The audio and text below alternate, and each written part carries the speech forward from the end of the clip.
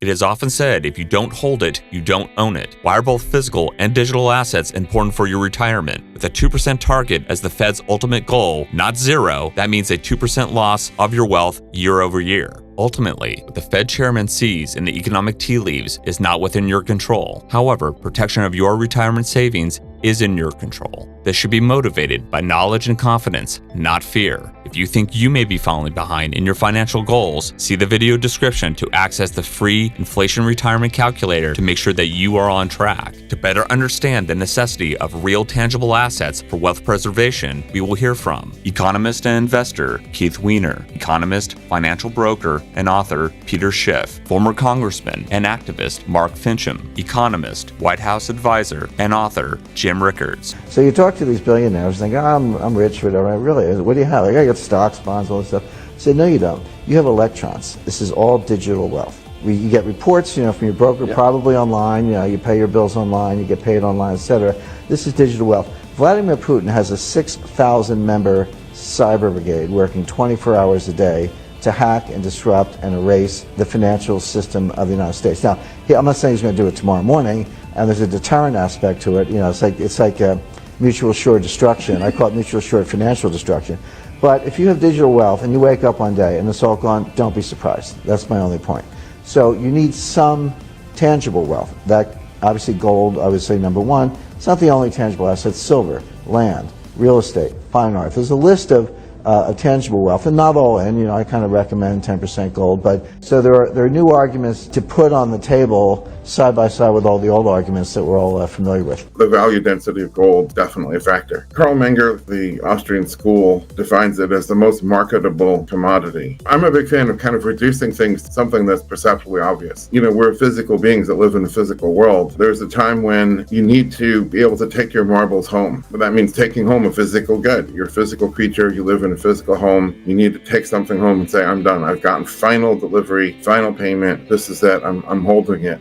1 ounce of gold is a pretty big chunk of money. You could buy, maybe not a decent used car, but you could buy a used car with 1 ounce of gold. You could buy, quite a year's worth of groceries, but certainly several months worth of groceries. And it's always been like that. The key for me is that you have the right to redeem for your gold if you want it. Before the dollar was a fiat currency, it was a legitimate currency. And what is a legitimate currency? It's a currency that's actually backed by real money. In the case of the dollar, that real money was gold. Gold backed the dollar. And what gave the dollar value was the gold that backed it up. So nobody wanted dollars. Dollars were just a more convenient way of transacting in gold. And, before governments began issuing currency, private banks issued currency backed by gold. Again, the private currency simply facilitated gold transactions. And then before they had paper money, they just had gold coins. And, coins were an improvement over just nuggets, right? Gold bullion. Why were coins better? Because if the coin was made from a mint that you recognize, you knew exactly how much gold was in that coin. And why is that important? Well, because gold was a commodity, right? And if you are exchanging goods or services for gold, you want to know how much gold you're getting, because that's, it's the weight of gold that's important. How much gold am I getting for whatever it is that I am selling? Just a quick interruption to say thank you for supporting our channel. Please like and subscribe if you enjoy this video content. It really does make a difference. Also, a quick mention and shout out to one of our sponsors, Noble Gold Investments. The founders of Noble Gold have more than 20 years of combined experience in the gold investing industry and have secured more than $1 billion in precious metals for their clients. The company provides 401k rollover services to tax-advantaged gold IRAs, as well as unique purchasing options for private ownership of gold for storage in the comfort of your own home. Whether you are starting a brand new gold IRA or rolling over an existing account, the company will make this process seamless and stress-free. To find out more about Noble Gold and how this trusted gold investment company can help safeguard your coveted retirement savings, see the link in the video description to visit Noble Gold's official site to receive a free gold investing guide. Also, check out our video review of Noble Gold by clicking the link in the top right. Now, back to the episode. You're not purchasing money. It's an exchange. This is not a purchase. This is an exchange of one type of currency for another. The U.S. Mint controls not only the coin that has been coined, but also the Federal Reserve notes that flow through the system. So at the time that you trade Federal Reserve notes for something that is of the U.S. government, which is maybe a gold coin, this is not a purchase. This is an exchange of one type of currency for another. As long as you have money that's backed with something of stable, reliable value that you can relate to other goods and services, then it can be the basis of medium exchange. I mean, modern technology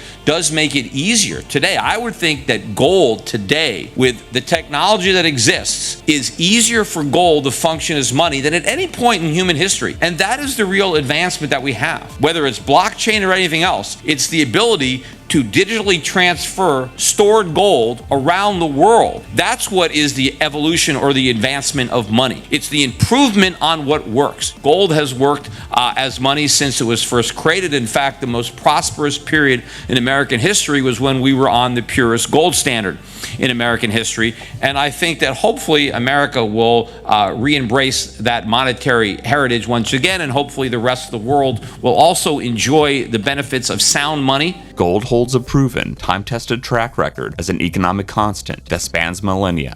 Why is it important to have an economic constant? What is the main question every person planning their retirement or building a business needs to ask themselves? Are we growing wealth or losing wealth? And how do we measure this? Gold is that tool. With a 5,000-year record that has withstood every economic business cycle, stock market booms and busts, global conflicts, and outlasting every faith-based fiat currency, gold is no one's liability. It builds wealth while preserving it. Owning physical gold and precious metals requires responsible sourcing of grades, purity, condition, the best prices, transparency, and most of all, security and storage. Gold IRAs are a tax-deferred means of owning physical gold and ensuring all these investing principles are met. We have reviewed and vetted the best gold IRA companies that meet all these requirements. See the link in the video description to access the free gold investment guides. If you have $100K of retirement savings to protect and want to take advantage of the best gold prices, see the link in the video description to sign up for the free Gold and Silver Web Conference hosted by Augusta Precious Metals. Thank you for watching.